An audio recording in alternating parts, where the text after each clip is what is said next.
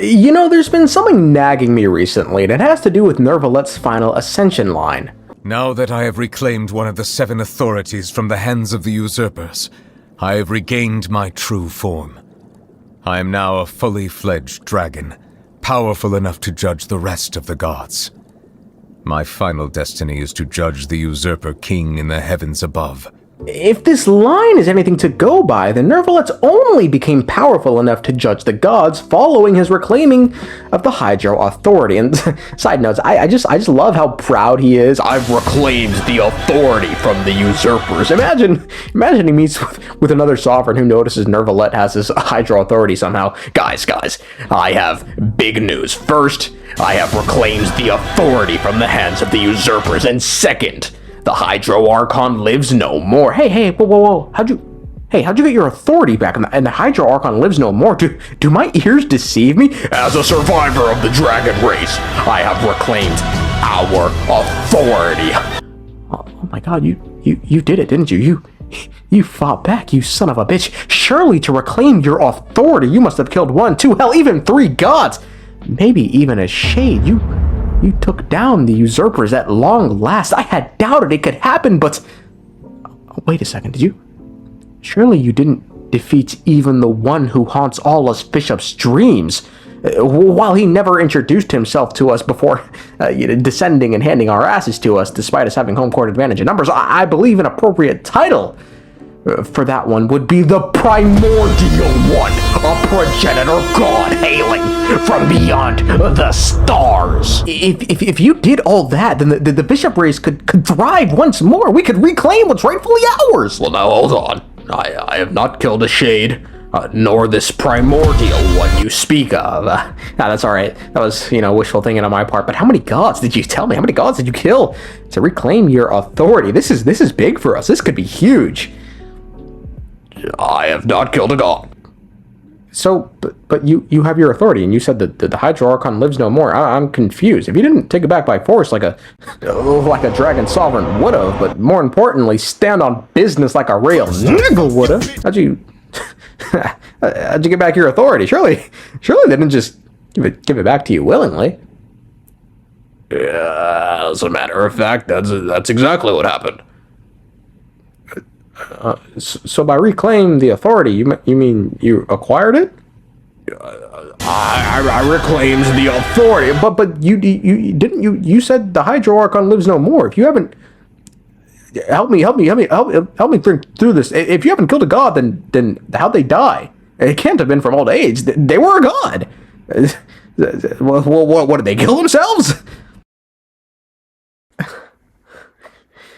So when you say you reclaimed, you mean acquire. I reclaimed the authority. Oh, fuck me, we're finished. This message was brought to you by Celestia. Anyway, that was a tangent. Going back to the original points, the only reason Neuvillette is now powerful enough to judge the gods is because of the authority, which is interesting, because even without the authority, Neuvillette was still a fairly powerful individual, with such feats including one-shotting a Fatui Harbinger, repelling a space whale, pushing back against part of the ocean depths, and hell, let's not forget that during Furina's trial, he was willing to match a god's power on the off chance Furina was a god, stating she's free to use her power to demonstrate to us she is a god, and he will protect the audience. My power as an Archon.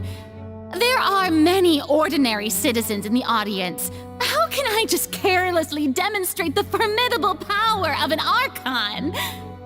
If that poses a concern, I'm prepared to extend my protection to the audience. Yet, despite all this, he himself stated it's only after receiving the authority that he can fully judge the gods, acknowledging there's a risk that they could escalate into physical altercations. Nothing will stop me from rendering judgment on each of the 7.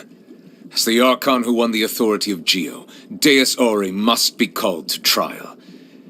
If one does not wish to see us on opposite sides of a conflict, they need not worry, for I intend to stay in Fontaine for the foreseeable future, which could well mean another 400 years. As another point of consolation, even when the trial eventually takes place, it is still not a given that the judgment will lead to a physical confrontation. Now, this wasn't all done to knock on old Neuvillette's power level, but rather was done to showcase that even to someone like Neuvillette, the gods of Teyvat, no matter how much, we clown them over here, just a smidge. But at the end of the day, they are still gods. But this raises the question, just how powerful are the gods of Teyvat? And by gods in this context, I'm talking about the ones who, walk among humanity, not the ones above, like our beloved sustainer of heavenly principles, because we know they don't fuck around up there, okay?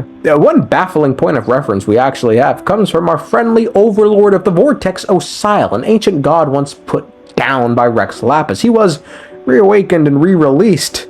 I don't think I used that word correctly. He was released after more than 2,000 years by our even friendlier friend. This is the... A child. Upon waking up from a 2,000-year slumber, he sort of just decided to start smashing things and started making his way to Liyue before being intercepted by the Adepti and Liyue chasing, where this eye-opening scene plays out. We have agreed to put our differences aside for now and unite against this common enemy. Oh, Paimon gets it. So how do you plan to defend Liyue?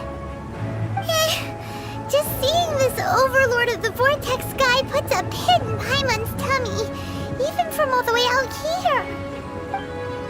It's not just you. We've got new Neuvillette recruits who can't even stand at attention without shaking. The force of an ancient god's presence seems to be too much for ordinary people to handle. Which is why we must stop that monster before it gets any closer to Liyue Harbor. So the Archon War was fought 2,000 years ago against enemies like that thing? Now that's scary. So will the power of the Chising, Neuvillette, and Adepti gathered here be enough to stop that god? We've already discussed this together, and our conclusion is... not necessarily. Interesting, huh? Despite all the power they have on display, they were still unsure if they could defeat one solitary god who had been asleep for 2,000 years. Keep in mind, there's 6 Adepti here who, despite all being over 2,000 years old themselves and having fought in the Archon War, are still unsure if they together could defeat Osial, so they instead opt for another approach, to use Guizhong ballistas and just blast him.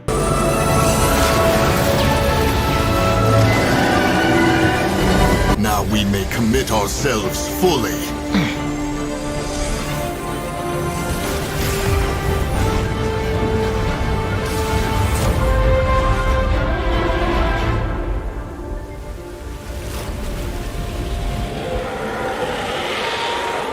But even this fails, and even worse, it angers the ancient deity. And at this point, everything stops. A shift in Osial's demeanor becomes palpable. No longer toying with his foe as he gathers his strength and focus. With a resounding roar that echoes like thunder, he channels the power of an ancient deity, showcasing to all why it's primal to fear a god.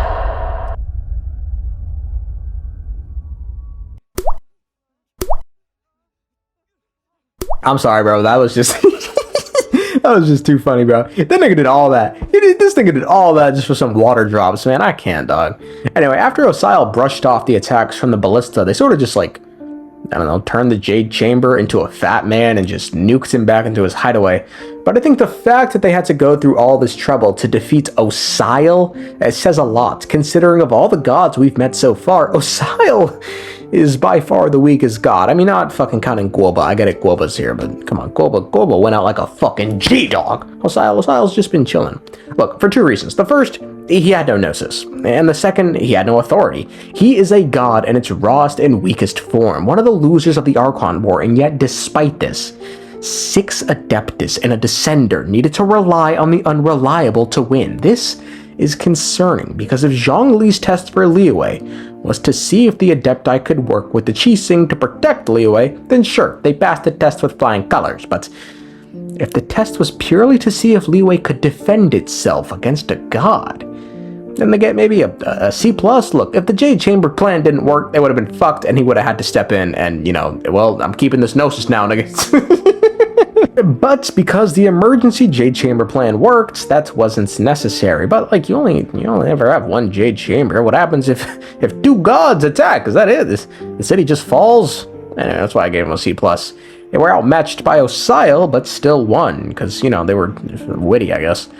And realistically, there aren't that many gods around anymore, so the threats they face are limited in that regard. And now it's important to note that with regards to Neuvillette and his, I guess we'll call it, task, he isn't paying attention to gods so much as he's paying attention to Archons, and given these Archons are the strongest of the gods, it could very well explain his caution and why he needed more power before being able to confront them. But with even that being the case, this should provide a sobering view on the top 3 Fatui ranked Harbingers who have power equal to the gods, and as we've seen, can easily bully some of the weaker Archons. For example, the Gnosis. Lesser Lord Kusanali, you're an intelligent Archon. I'm sure you understand the disparity in our combat abilities at this time.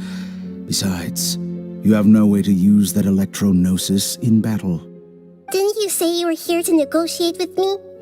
Somehow, it's starting to seem like you intend to take it by force now.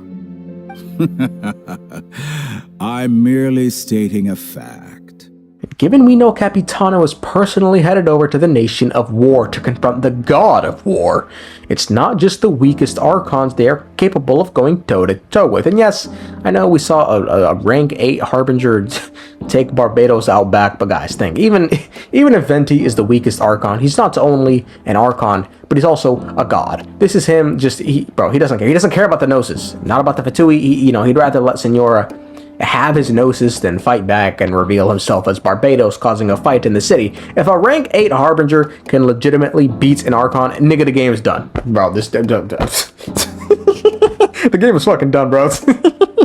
Now, with all this said about how powerful the gods are, this should also provide some perspective on just how powerful the Abyss really are, that during the Conrian Cataclysm, 3 Archons died fighting. And yeah, I get it, Rukadavata, Makoto, Egeria, not really known for their fighting capabilities, but they weren't just gods. They were Archons with gnosis and authority, so even if they weren't fighters, they had the power necessary to defend their nation should anything happen. But with that said, they still bit the dust, which really makes you wonder, what has the Abyss that can match several Archons of that kind of standing?